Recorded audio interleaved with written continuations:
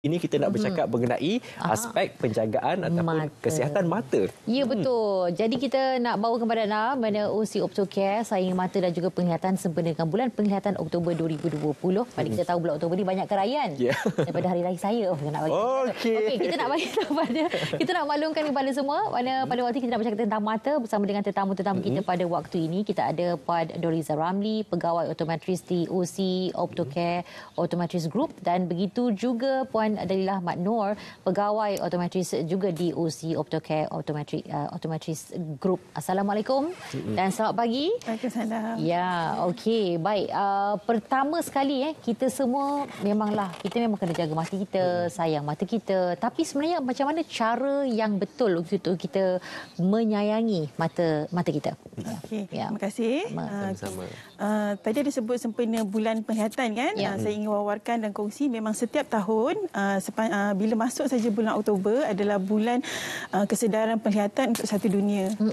Jadi kebiasaannya kami para optometris akan melakukan kempen kesedaran penglihatan lebih agresif pada bulan Oktober, lebih agresif secara luaran pada bulan Oktober. Jadi pada tahun ini alhamdulillah dengan kerjasama Kodak Lens Malaysia, kami OC Optocare telah diberi kepercayaan untuk menyampaikan perkongsian selama 4 minggu berturut-turut di Selamat Pagi Malaysia mengenai kesihatan mata, kesihatan penglihatan dan penjagaan kesihatan mata. Selalu masyarakat akan asingkan dua aspek tu. Pada mereka rabun tu rabun, kesihatan mata tu kesihatan mata. Jadi tugasan kami pada minggu yang pertama ini adalah pertama sekali mengubah tanggapan orang awam berkenaan penglihatan dan kesihatan mata. Soalan yang pertama yang kita kena tanya diri kita sendiri, biasa kita lakukan pemeriksaan kesihatan tubuh badan kita, ada yang lakukan setahun sekali kan? 6 bulan. Ada 6 bulan sekali kan? Tapi kesihatan mata, bila kali terakhir kita lakukan pemeriksaan kesihatan mata? Bila tukar. Betul. Jadi pertama sekali kita kena ubah persepsi tu.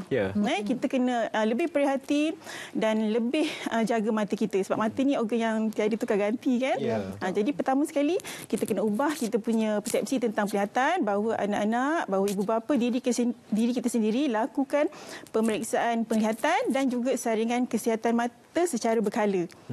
Yang kedua, tindakan.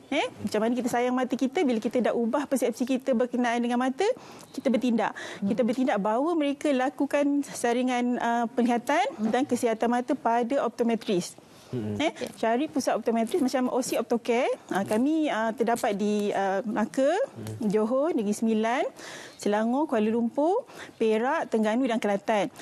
Terdapat 20 cawangan under OC Optocare dan alhamdulillah cawangan kami semua mempunyai optometris yang mempunyai lesen yang berdaftar di bawah Kementerian Kesihatan Malaysia.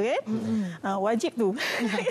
Okey. Jadi bawa jumpa optometris, lakukan saringan penglihatan dan pastikan bukan setakat saringan penglihatan rabun atau tak rabun, tapi juga saringan kesihatan mata. Sebab optometris kami berkemampuan untuk lakukan saringan kesihatan mata, bukan saja saringan penglihatan. Yang ketiga, jumpa optometris juga, dan apabila setelah lakukan pemeriksaan, dengar nasihat optometris. Sebab kita optometris, kita akan beri nasihat berdasarkan fakta, berdasarkan kajian, bukan berdasarkan testimoni macam tu. Jadi 3 perkara itu yang penting untuk kita buat, untuk tunjukkan yang kita hargai panca indera kita yang paling penting, mata. Tadi pun ada bercakap bahawa kita perlu melakukan saringan kesihatan dan juga penglihatan ini secara kerap. Seberapa kerap, Puan? Saringan kita sarankan untuk melakukan pemeriksaan, kita sarankan sebenarnya setahun sekali, paling tidak. Kalau untuk anak-anak pula seawal mungkin. Kalau kita dapat walaupun mereka tak menunjukkan sebarang kesan tak nampak ataupun rabun, paling tidak kita buat pemeriksaan mata mereka sebelum masuk sekolah. Kalau kita dapatkan cermin mata pula ataupun untuk orang warga emas, setahun sekali buat penglihatan, ujian penglihatan. Baik, jadi itu dia. Kalau kita macam nak tambah power mata, baru kita selalu bila nak tambah power baru kita datang kedai kan. Baru datang pusat ni, baru nak cari, tapi kita tak tahu dan pada masa tu sebenarnya apa yang terjadi pada penglihatan kita. Ya, umpamanya bila penglihatan kita terancam, barulah kita nak pergi. Tapi sebenarnya ada kita nak kongsi apa sebenarnya ancaman-ancaman penglihatan yang sangat ketara sekarang ini. Tapi selepas ini, sebab kita nak tengok klip video ni sikit. Jadi jom sama-sama kita saksikan klip ini.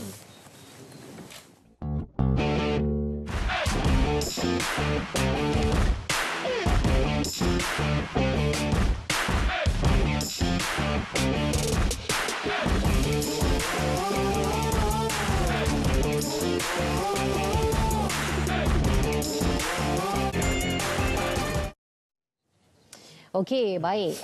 Jadi orang kata kanta yang elok dan terbaik sangat penting juga untuk kesihatan mata kita untuk jangka masa yang panjang. Okey, tapi yang paling penting kita nak mendalami kembali apa sebenarnya bentuk ancaman penglihatan yang sangat ketara sekarang ini, Puan. Okey, kalau kita cakap tentang ancaman tentang penglihatan kita kan, yang paling ketara yang biasa kita dengar cahaya ultraviolet. Selalu kita keluar sebelum ni kan bila kita keluar rumah pada cahaya matahari menghasilkan cahaya ultraviolet, selalu kita mungkin pakai cermin mata hitam. Tujuannya apa? Untuk protection kan. So sekarang ni cahaya ultraviolet ni ataupun lagi satu cahaya UV biru yang dihasilkan oleh sumber utama di matahari boleh juga didapati di sekeliling kita. Kita dah ada satu sumber matahari palsu, kita panggil. Seperti cahaya lampu LED, handphones, television dan semua gadget-gadget yang kita pakai. Jadi kalau kita tengok kita sekarang ni, siapa yang tak ada handphone, siapa tak tengok televisyen. Jadi pendedahan secara berterusan, secara berlebihan pada cahaya UV biru ni mendatangkan masalah pada penglihatan kita. Kerana dia boleh menyebabkan kita mata cepat penat, mata kering dan yang paling teruk boleh menyebabkan katarak, penyakit dalam mata, dan juga perlahan-lahan boleh menyebabkan penyakit pada kawasan retina kita, dalam mata kita, yang boleh menjejaskan penglihatan. Okey, dan antara lagi seperti yang kita sedia maklum, macam sekarang kita tengah dalam keadaan COVID, semua orang berada di rumah, bekerja di rumah, tengok handphone, laptop semua. Jadi kita menggunakan meluangkan masa untuk buat kerja dekat secara berlebihan. Kita aktiviti di luar rumah ni dah jadi semakin kurang kan. Jadi bila kita melihat dekat secara berlebihan, of course otot mata kita gunakan secara berlebihan. Jadi banyak orang akan menghadapi masalah untuk focusing. Ramai yang komplain sakit kepala. Dia kata tak tahu, tiba-tiba sekarang sakit kepala, kadang-kadang penglihatan dekat pun boleh jadi kabur. Dia kata sebelum ni okey. Tapi kita kena sedar, kadang sakit kepala kita ambil Panadol apa semua kan, tapi sebenarnya benda tu datang daripada ancaman daripada aktiviti kita sendiri. Kerja dekat yang secara berlebihan. Lepas tu yang satu lagi, cara pemakanan kita, gaya hidup kita. Kadang kita sekarang ni pemakanan yang tidak sihat, gaya hidup yang kurang sihat, boleh yang lead kepada penyakit-penyakit kronik yang sedia maklum, seperti kencing manis, darah tinggi. Penyakit kencing manis, darah tinggi ni, dia yang tanda-tanda awal pada mata biasanya kita boleh rasa kabur. Jadi kadang-kadang, jadi bila kita rasa kabur, kita ingat kita nak perlu buat cermin mata kan. Tapi selalunya sebenarnya bila penyakit kencing manis ataupun penyakit kronik darah tinggi ni, contohnya penyakit kencing manis, dia ada satu penyakit yang kita panggil diabetic retinopathy, iaitu penyakit pada dalam mata kita di mana pada peringkat advance dia boleh berlaku pendarahan pada salur darah dalam mata kita. Lepas tu yang macam untuk yang darah tinggi boleh menyebabkan salur darah tersumbat. Jadi bila benda ni berlaku, penglihatan kita boleh yang pada mulanya asalnya kabur, boleh perlahan-lahan hilang sehingga boleh menyebabkan kebutaan. Jadi kita itu perlunya kita kena buat pemeriksaan mata macam biasa kami di OC Optocare Optometrist, kita buat pemeriksaan mata bukan hanya sekadar power mata. Kita akan periksa bagaimana kekuatan otot mata, kesihatan mata dalaman, salur darah saraf mata, supaya kita tahu apakah ancaman yang sebenarnya pada penglihatan mata seorang tu. Baik.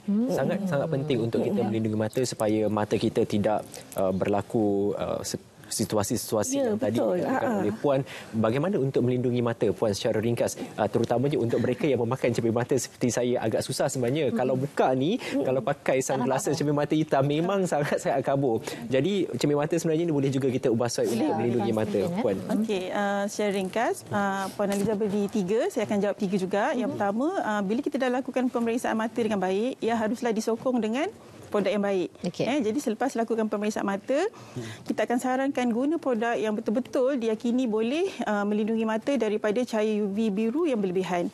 Dan tak semestinya yang pakai cermin mata ni yang rabun saja. Yang tak rabun pun bila kita banyak buat aktiviti macam Puan Liza sebut tu, kita boleh pakai. Yang kedua, lakukan pemeriksaan saringan yang betul untuk mereka yang ada diabetik. Kalau pergi di hospital, biasanya doktor akan panggil untuk saringan kesihatan mata, jangan lepaskan tarikh janji tu.